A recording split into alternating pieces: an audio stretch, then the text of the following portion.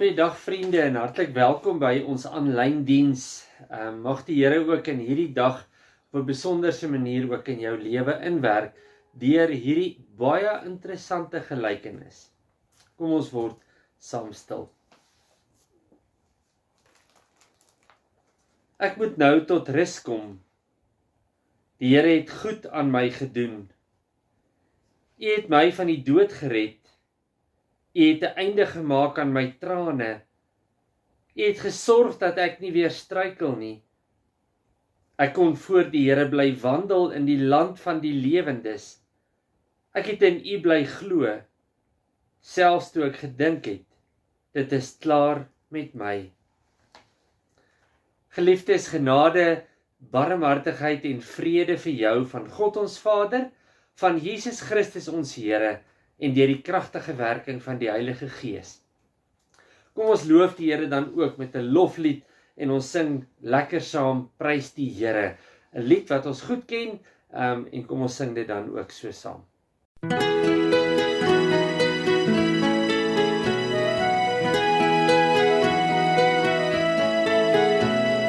Prys die Here, lof en prys hom, ek wil God se lof besing.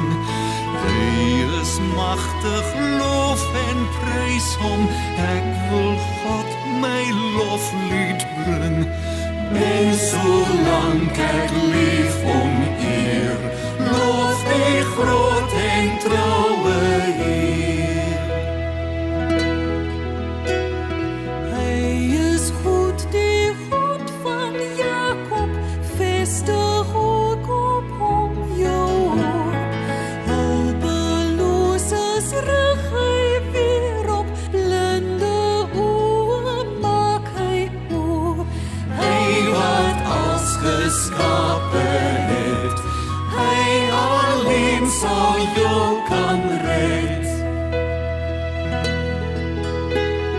God gee uitkoms en bevryding, hongeriges gee hy brood. Hy genees ons van ons lyding en verlos uit elke nood. Die verdrukte in gebed, hoor hy aan sy liefde red.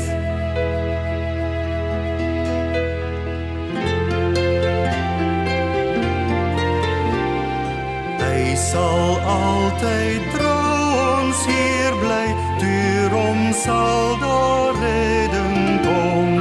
Maar die goddelose stuit hy en versper sy pad vir hom. Hy sal altyd bly regeer, halleluja, prys die Heer.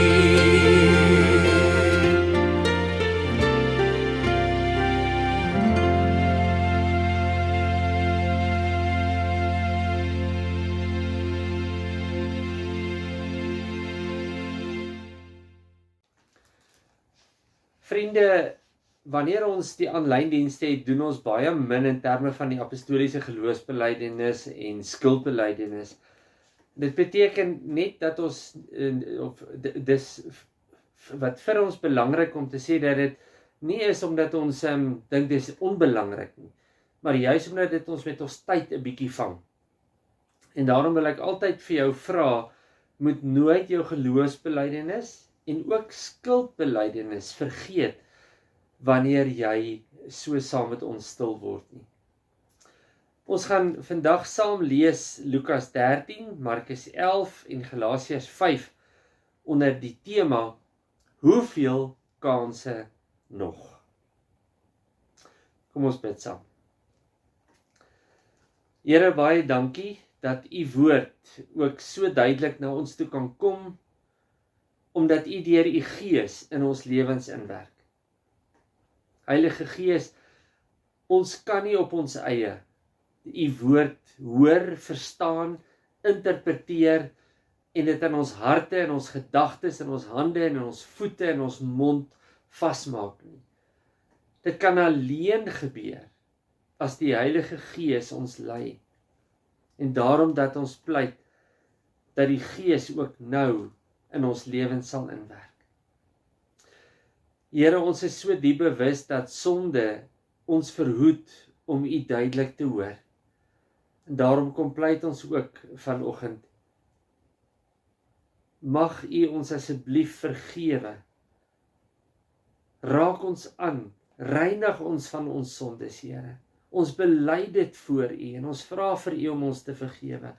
Ons is jammer daaroor. Ons wil nie hê, soos Jesaja 59 sê, dat ons oortredinge 'n skeidingsmuur word tussen ons en U nie. Dankie dat ons dan ook nou U woord duidelik kan hoor. In Jesus se naam bid ons dit. Amen. Vriende, ons lees, die fokusteks gaan Lukas 13 wees en daarom wil ek dan hê dat ons dit heel eerste na kyk. Ons gaan die eerste 9 verse saam lees. Die opskrif daar, bekeer julle. Juis in daardie tyd het mense vir Jesus kom vertel van die Galileërs vir wie Pilatus laat doodmaak het, waar hulle besig was om hulle offerdiere te slag. Toe antwoord Jesus hulle, dink julle dat hierdie Galileërs groter sondaars was as al die ander Galileërs, omdat dit met hulle gebeur het? Nee, sê ek vir julle. Maar as julle nie bekeer nie, sal julle net soos hulle ook almal omkom. Of daardie 18 wat dood is toe die toring van Siloam op hulle ineengestort het. Dink julle dat hulle skuldiger was as al die ander inwoners van Jerusalem? Nee, sê ek vir julle. Maar as julle nie bekeer nie, sal julle net soos hulle ook almal omkom. En as aanloop het hy dan nou hierdie eerste 5 verse as aanloop gesê vir die gelykenis. En dan kom ons by die gelykenis van die onvrugbare vyeboom. Daarna het hy hierdie gelykenis vertel. 'n Man het 'n vyeboom gehad wat in sy wingerd geplant was. Toe hy vrugte daaraan kom soek, maar niks kry nie, sê hy vir die tuinier, kyk, dis nou 3 jaar dat ek aan hierdie vyeboom vrugte kom soek, en ek kry niks nie, kap hom uit. Waarom moet hy langer die grond uitput? Maar die tuinier antwoord, meneer, laat hom nog hierdie jaar staan. Ek sal die grond rondom hom omspit en bemes. Miskien sal hy dan volgende jaar vrugte dra, maar so nie kan u hom uitkap. Vriende, ons lees dan tot sover en dan gaan ons ook na Markus 9 toe, of Markus 11 toe. In Markus 11 lees ons daarvan vers 12 en 13 af, waar hierdie 'n gelykenis was in Lukas, kry ons nou in Markus die fisiese gebeurtenis waarby Jesus betrokke was. Toe hulle die volgende dag, dis van vers 12 af, toe hulle die volgende dag van Betanië af terugkom, het Jesus honger gekry. Hy sien toe op 'n afstand 'n vyeboom met blare aan en gaan daarheen om te kyk of hy nie miskien 'n vy daaraan kry nie. Toe hy daar kom, kry hy niks, net blare, want dit was nie vye tyd nie. Hy sê toe vir die boom, van jou sal niemand tot in der ewigheid ooit weer vye eet nie. Sy disippels het dit gehoor. Nou, ek wil net dit lees. As ons bietjie verder aan sou kyk, dan sou ons wel hier van vers 20 af as ware iets van die betekenis kry wat hier ter sprake is. En dat Jesus eintlik baie sterk hier verwys na die fariseërs, die skrifgeleerdes en almal wat nie vrug dra nie. En dan natuurlik die vrug wat ons baie goed ken. Dit is in Galasiërs hoofstuk 5, vers 22. Die vrug van die Gees daarteenoor is liefde, vreugde, vrede, geduld, vriendelikheid, goedhartigheid, getrouheid, nederigheid en selfbeheersing. Teen sulke dinge het die wet niks nie. Ons lees dan net tot sover. Mag die Here ook sy woord aan ons seën. Nou vriende, ek wil graag vandag begin op 'n vreeslike mooi manier. Die Here se genade is onuitputlik groot. Daar's geen einde aan sy liefde nie. Hy vergewe oor en oor en oor. Hy dink nie meer aan ons oortredings nie. So ver soos die ooste van die weste verwyder is, so ver verwyder hy ons oortredings van ons af. Kyk maar net na Israel. Hoeveel keer het hulle nie droog gemaak nie, en hoeveel keer het die Here hulle vergewe? Ons dien 'n wonderlike, genadige God. 'n liewe Jesus in elke opsig.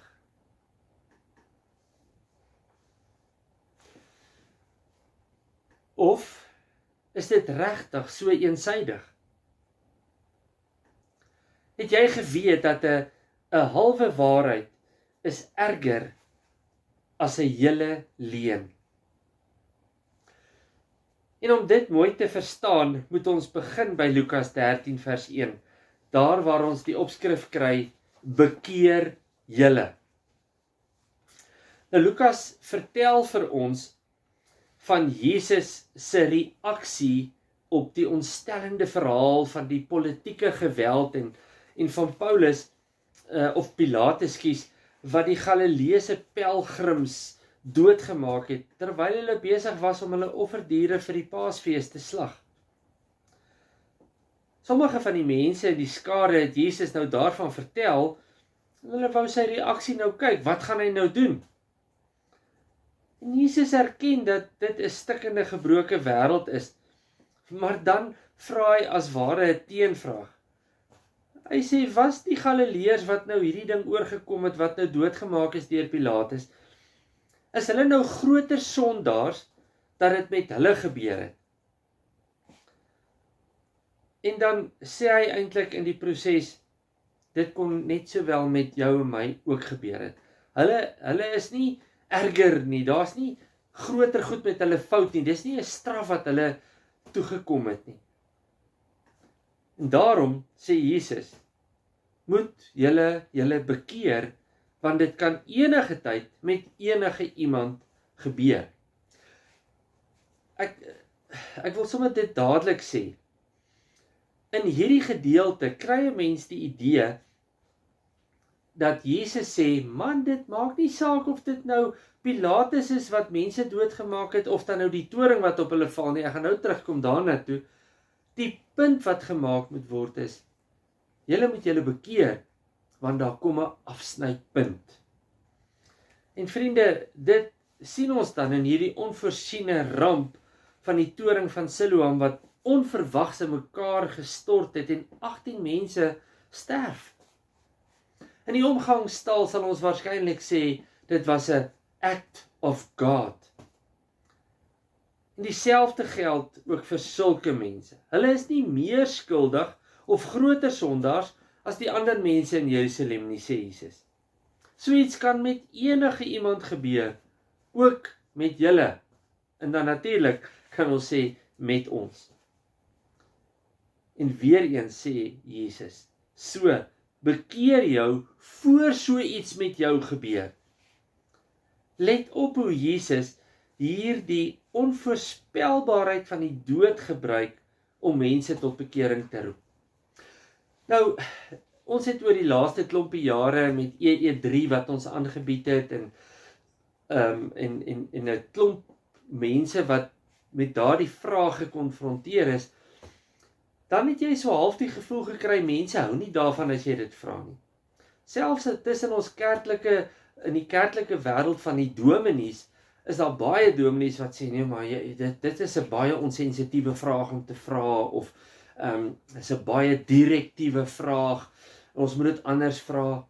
Maar geliefdes, hier kom Jesus en hy sê, man, die goed gebeur, daar gaan skielike dood kom.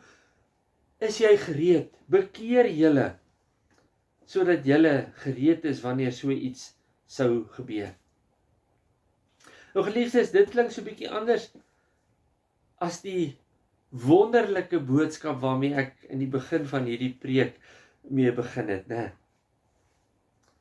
En ons hoor dit vandag so baie. Daar word net gewerk met die liefde van God, sonder om mense tot bekering te roep. En ons moet dit so bietjie vandag in ons gesigte ervaar. Die Engelse praat van in your face. Dit moet hier sit.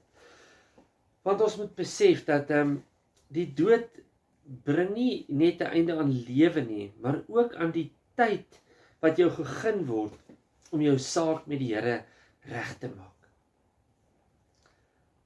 Ons kan nie maar net genade op genade op genade verwag vir ewig en ewig en ewig en dink dis hoe dit moet wees nie. Miskien het die mense Jesus so bietjie skaapagtig aangekyk en nie mooi verstaan dat genade 'n vervaldatum het nie. En daarom wil hy juist die dringendheid en die noodsaaklikheid van bekering beklemtoon.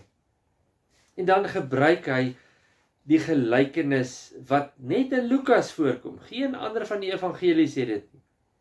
En dis die gelykenis van die onvrugbare vyeboom. Nou, hierdie gelykenis toon duidelike ooreenkomste met wat ons gelees het in Markus, met Jesus wat op hierdie vyeboom afstap en die vyeboom vervloek want dit dra nie vrug nie. Nou ons kan dadelik sê, maar dit is dan nie vye tyd gewees nie. Hoe kan Jesus so onregverdig wees? Dit het nie gegaan oor die vyeboom nie. Dit het gegaan oor die feit dat hy vrug gesoek het by hierdie boom. En by implikasie dat hy vrug soek by die volgelinge van die fariseërs, die skrifgeleerdes, mense wat hulle self volgelinge van God noem. Hy wou hulle moes kan vrug dra. Hulle is vyebome, ek en jy is vyebome. Maar hy het dit nie by hulle gekry nie. En dan is Jesus, begin hy met hierdie gelykenis en dan vertel hy dit. En hy sê, daar was 'n man wat in sy wingerd 'n vyeboom geplant het. En hierdie man het soontoe gestap en gaan soek vir vrugte, maar hy kon niks kry nie.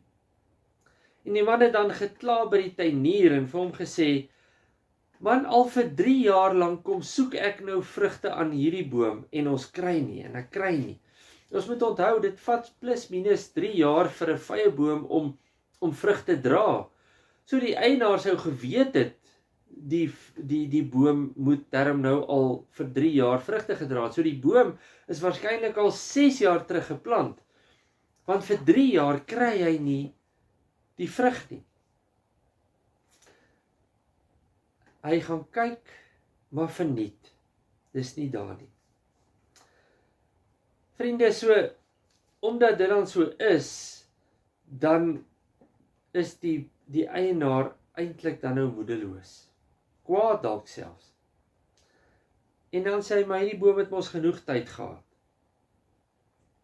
As die boom dan nie die vrug kan dra nie, dan is dit nou tyd dat hierdie boom nou maar eerder afgekap en uitgekap word.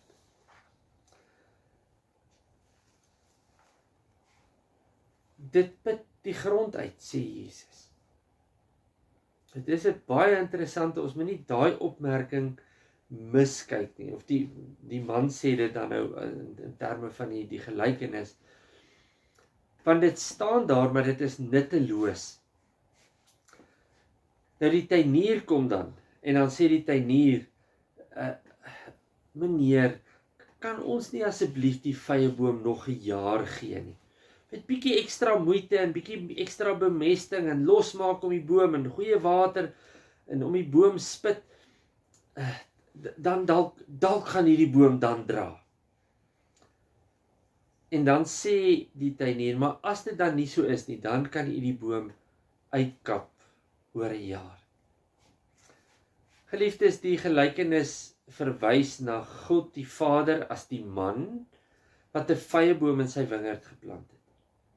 En dan na Jesus as die tuinier wat pleit vir die vyeboom se voortbestaan.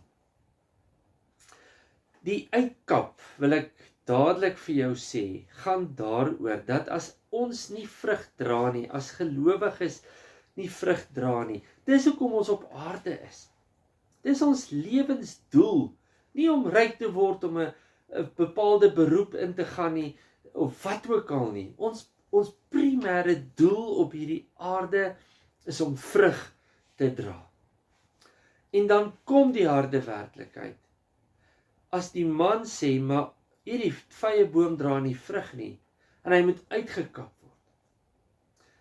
Maar ook die genade daarmee saam, dat die tuinier sê, meneer, nog 1 jaar. Asseblief, net nog 1 jaar. Liefdes, in hierdie gelykenis onderstreep Jesus eintlik 2 goed. Dat die Vader die vrugte van bekering soek by sy mense. Daarom dat die begin van die Lukas teks dan juis gaan nie oor die val van die toring van Siloam nie, of die mense wat deur Pilatus doodgemaak is nie, maar juis die feit dat dood die einde van genade beteken. En daarom die oproep om tot bekering te kom.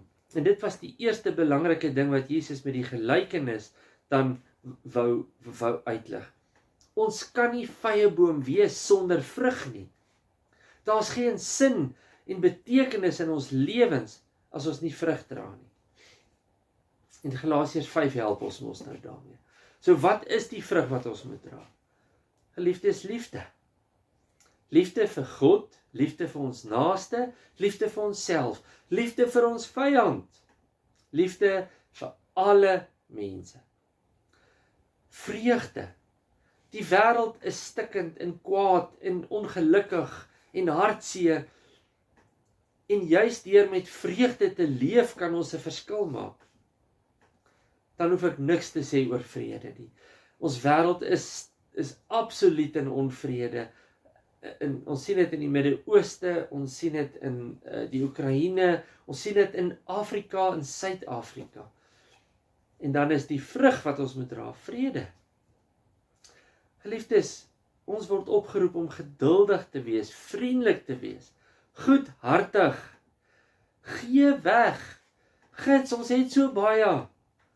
Vra vir die Here, waar en hoe kan jy 'n verskil maak in iemand se lewe, en gee. Gee uit jou oorvloed uit. Ons sien dat ook 'n vrug is om getrou te wees, om nederig te wees en om selfbeheersing te openbaar. Vriende, hierdie is die goed wat ons help om te weet dat ons die wêreld 'n beter plek kan maak. Dis wat aan die vyeboom moet hang, sodat Suid-Afrika anders kan lyk as wat hy tans lyk. En dan die tweede ding wat hierdeur kom is dat die Vader geduldig is en genoeg kansse en insette gee dat mense tot inkeer sal kom. Want die Vader se oordeel is op pad. Ons gaan dit nie kan omseil nie. Ons kan dit nie uitstel nie. Dis op pad. En daarom dieselfde geld vir alle mense, ook vir ons, is dat Jesus soek vrug wat by die bekering pas. En hy gee ons genoeg tyd. Maar moenie genoeg tyd misverstaan as ewige tyd nie. Moet niks in jou pad laat staan om hom te vertrou en om hom te gehoorsaam nie. Geliefdes, miskien gaan die volgende beeld ons bietjie help.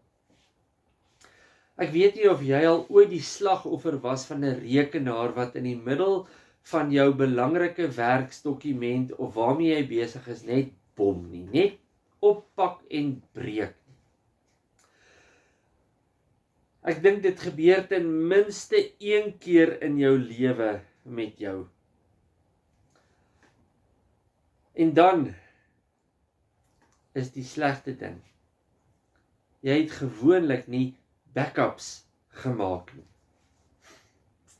En dan sê jy die volgende: Ek wou nog.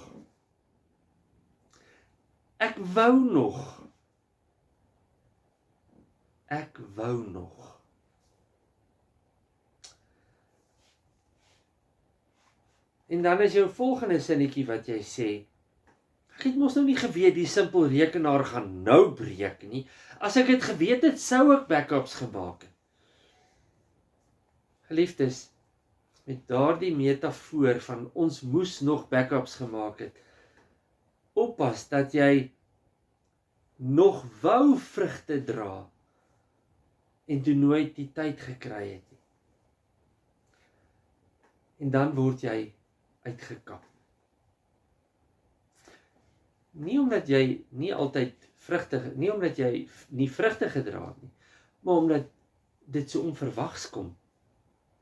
Dat jy dink, ag ek sal nog regmaak, ag ek sal nog met daai ene vrede maak, ek sal nog dit doen, ek sal nog dat doen. En dan voor jou oë uitveer, dan eindig die lewe so. En dan het jy by niks daarvan uitgekom nie. Dan is die vyeboom afgekap, uitgekap, sonder dat jy vrug gedra het. Sonder dat jy jou lewensdoel bereik het. Vriende, dis dan hoekom ons hier is. Jy kan nie van hierdie lewensdoel af wat probeer dit wegstoot en jou eie pad volg nie. Maar jy moet doen en vrug dra soos wat die Here wil hê jy moet. Geliefdes, en die vraag dan vanoggend is, hoeveel kanse nog? Hoeveel keer wil jy nog hê die Here moet sê, goed, hier's nog 'n jaar, hier's nog 'n jaar, hier's nog 'n jaar. As die eienaar kom en die eienaar sê, haal uit die boom, want hy dra nie vrug nie. Geliefdes, jy sal diep innerlike vreugde begin beleef as jy begin om jou lewensdoel na te volg en om vrug te dra soos wat die Here van jou vra. Jy het ontelbaar baie kanse. As jy enige iets al ouer is as 20 of 30 of 40, is daar al geweldig baie kanse in jou lewe gewees. Maar op 'n dag dan val die toring op jou. Op 'n dag gaan staan jou hart. Op 'n dag sterf jy in 'n motorongeluk. En dan is jou kanse verby. Dan moes jy en ek as vyebome met geloof vrug gedra het. Die wonderlike is wel dat die tuinier vir jou pleit vir nog 'n jaar. Genade op genade. Maar na die jaar, as dit nie vrug dra nie, kan die boom maar uitgehaal word. Sjoe, ek weet nie of die finaliteit van so 'n opmerking vir jou en vir my al heeltemal getref het nie. Maar so nie kan U hom uitkap. Ek herhaal dit weer. Maar so nie kan U hom uitkap. Geliefdes, hoe lank nog? Hoeveel kanse nog? Hoe ver wil jy die Here se genade rek sonder om daarop te reageer? Wat as jy nie môreoggend die son sien opkom nie?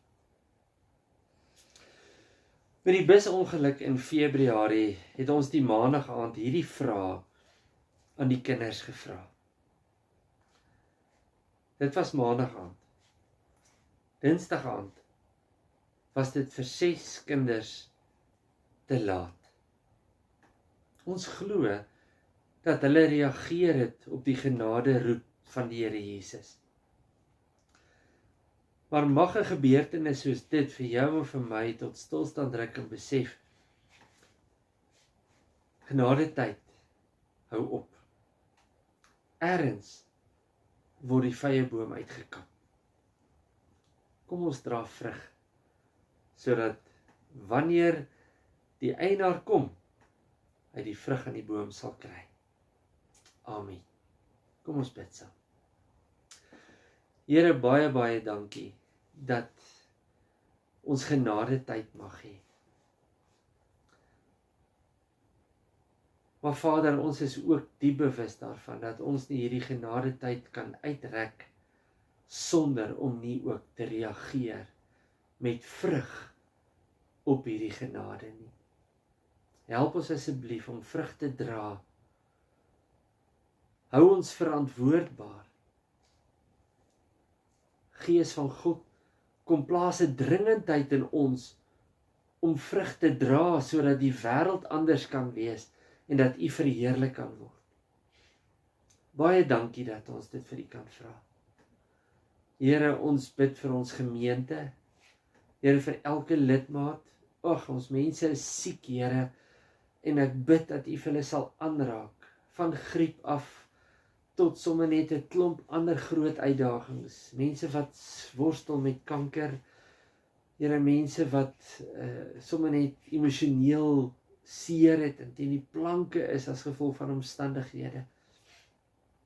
Vader, ons bid dat U hulle elkeen sal oplig en sal dra.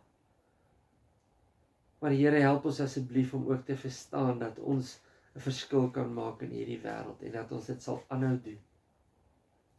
Dankie dat ons dit vir U kan vra.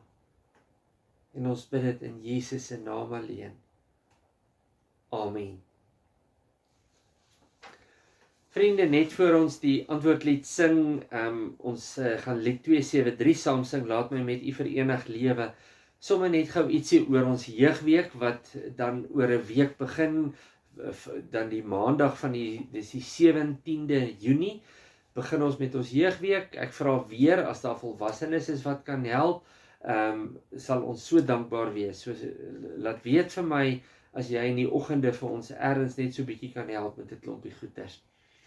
Dan ook maar bid saam met ons vir die somme van die jeugweek en die behoeftes wat ons moet aanspreek. Bid vir elke kind wat daar kan wees, vir elke tiener wat ook vir ons help. En dan onthou ook asseblief dat ons so afhanklik is in 'n gemeente van dankoffers. 'n Geleentheid soos die jeugweek byvoorbeeld kos ons hier by die 12-15 000 rand. En dit is dankoffers wat dit moontlik maak. En daarom vra ons ook vir jou dat jy gehoorsaam sal wees en sal hoor wat die Here op jou hart lê om ook in jou dankoffer te gee. Vriende, dankie vir jou saamkuier vandag. Kom ons sing saam. Laat my met U verenig lewe.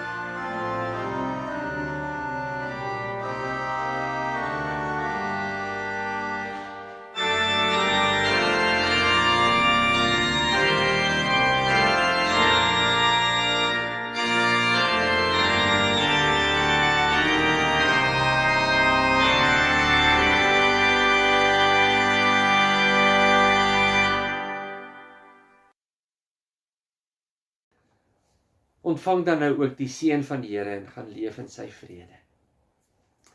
Mag die liefde van God en die genade van ons Here Jesus Christus en die gemeenskap van die Heilige Gees met ons wees en bly.